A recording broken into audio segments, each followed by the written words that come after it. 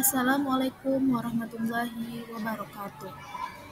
Baiklah, bertemu lagi dengan saya, Sesi Ulul Azizah, dengan NIM 2300247. Kali ini saya akan membuat video mengenai cara membentuk citra suatu lembaga. Citra kali ini dengan kaitannya adalah sebuah lembaga. Citra katanya adalah gambaran-gambaran tentang sikap mental, tentang ide yang dihasilkan oleh seseorang atau organisasi, ataupun suatu kepribadian.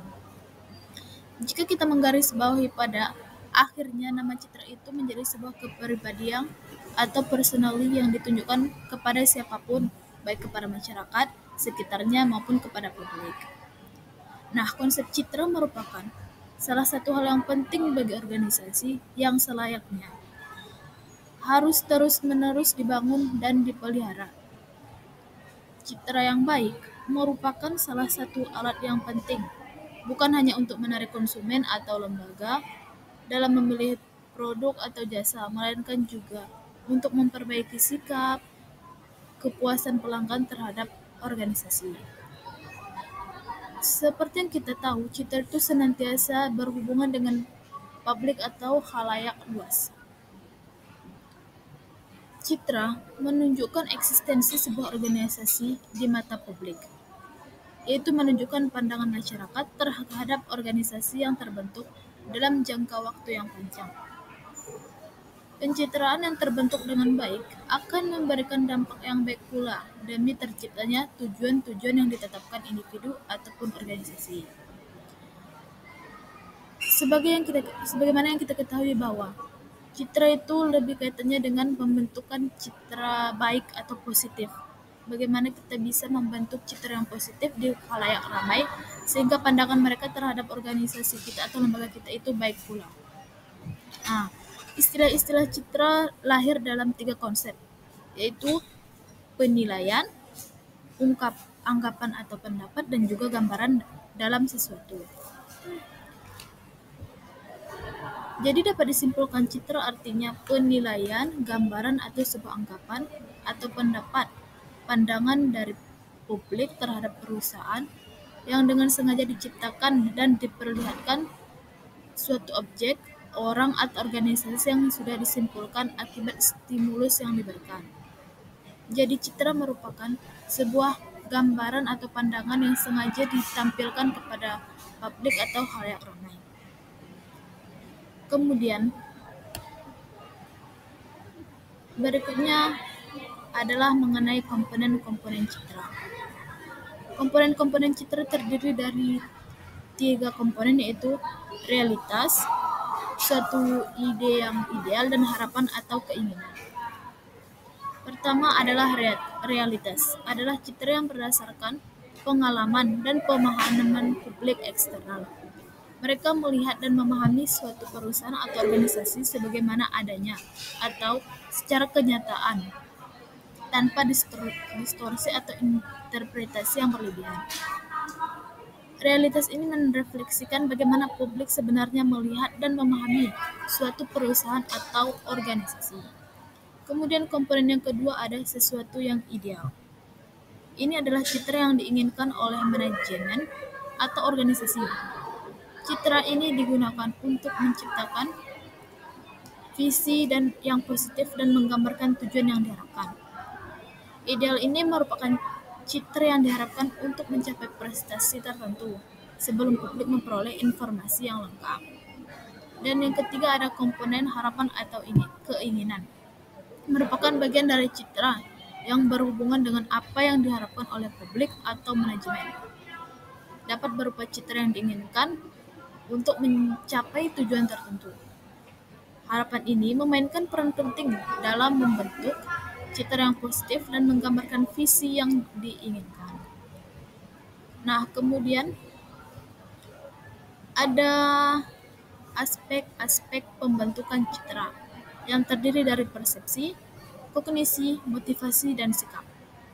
Persepsi diartikan sebagai hasil pengamatan unsur lingkungan yang dikaitkan dengan suatu proses pemaknaan. Dengan kata lain, Maknanya adalah individu akan memberikan makna terhadap rangsangan berdasarkan pengalamannya mengenai rangsangan. Kemampuan mempersepsikan inilah yang melanjutkan proses pembentukan citra. Persepsi atau pandangan individu akan positif apabila informasi yang diberikan oleh rangsangan dapat memenuhi kognisi individu. Nah, kemudian ada aspek kognisi, yaitu suatu keyakinan diri dari individu terhadap stimulus keyakinan. Ini akan timbul apabila individu harus memberikan informasi-informasi yang cukup yang dapat mempengaruhi perkembangan kognisinya. Kemudian ada motivasi, yang akan menggerakkan respon seperti yang diinginkan oleh pemberi rangsang.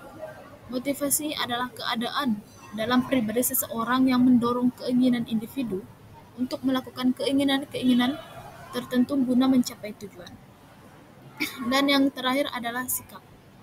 Adalah kecenderungan bertindak, berpersepsi, berpikir, dan merasakan dalam menghadapi objek, ide, situasi, atau nilai. Sikap bukan perilaku tetapi merupakan kecenderungan untuk berperilaku dengan cara-cara tertentu. Sikap mempunyai daya pendorong atau motivasi menentukan harus pro atau kontra terhadap sesuatu yang disukai, diharapkan, dan diinginkan. Artinya, sikap yang mengandung nilai menyenangkan atau tidak menyenangkan, sikap juga dapat diperhitungkan, juga dapat diubah. Lalu, kemudian ada mengenai jenis-jenis citra. Jenis-jenis citra terdiri dari 6 jenis. Apa-apa saja jenis-jenis citra itu? Yang pertama ada namanya mirror image atau citra bayangan. Citra ini melekat pada orang-orang dalam atau anggota-anggota organisasi. Biasanya terdiri dari pemimpin mengenai anggapan pihak luar tentang organisasinya. Nah, yang kedua ada jenis citra current image atau citra yang berlaku. Berupa citra yang berlaku adalah suatu citra atau pandangan yang dianut oleh pihak-pihak luar mengenai suatu organisasi. Dan jenis yang ketiga ada namanya multiple image atau citra majemuk, yaitu adalah image atau citra yang bermacam-macam dari publiknya terhadap organisasi tertentu yang ditimbulkan oleh mereka yang mewakili organisasi dengan tingkah laku yang berbeda-beda atau tidak seirama dengan tujuan atau asas-asas organisasi. Lalu yang keempat ada namanya corporate image atau citra perusahaan. Apa yang dimaksud dengan citra perusahaan? Citra perusahaan adalah citra dari satu organisasi secara keseluruhan. Jadi bukan hanya sekadar citra atas produk dan pelayanannya. Nah, yang kelima ada wish image, citra yang diharapkan. Citra yang diharapkan adalah suatu citra yang diinginkan oleh pihak manajemen atau suatu organisasi, berupa suatu citra yang ingin sekali dimiliki oleh suatu perusahaan atau organisasi. Dan yang terakhir ada citra baik dan citra buruk. Citra baik atau positif adalah kesan yang baik yang dimiliki oleh publik terhadap suatu organisasi, tentu perusahaan.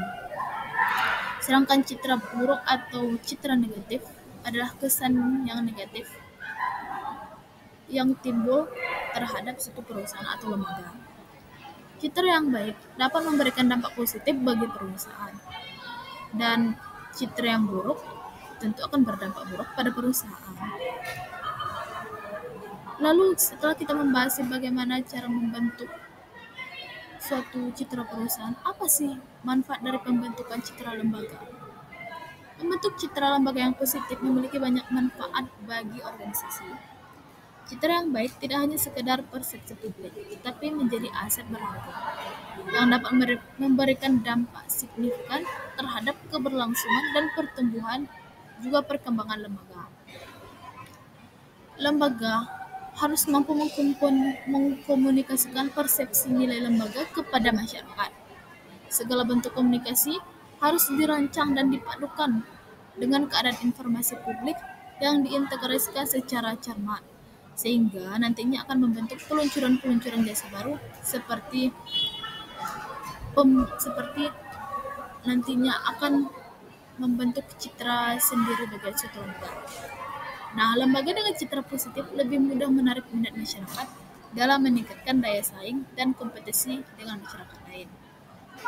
Citra positif akan mempermudah pihak lembaga mendapatkan pelanggan dan perhatian dari masyarakat.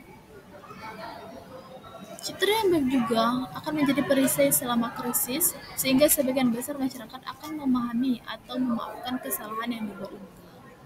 Jadi, dapat saya katakan bahwa setiap lembaga atau perusahaan itu berlomba-lomba untuk menimbulkan citra positif atau pandangan baiknya kepada suatu masyarakat, sehingga mereka dapat dinilai baik pula, yang akan berpengaruh pada perkembangan dan pertumbuhan lembaga itu. Nah, sekian saja penjelasan saya mengenai membentuk citra suatu lembaga. Apabila ada salah dan janggal, saya minta maaf. Wabillahi taufiq wal hidayah. Wassalamualaikum warahmatullahi wabarakatuh.